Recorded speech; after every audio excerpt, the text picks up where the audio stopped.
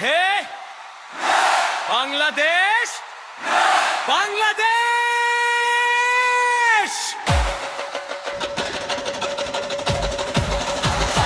সবুজ লাল রঙে রাঙায় আমাদের প্রাণ, মাঠে নামলে চলে উঠে আগুনের গান, দৌড়ায় সবাই, লড়াই চলে শেষ মিনিট পর্যন্ত, বাংলার ছেলেরা কখনো হয় না ক্লান্ত।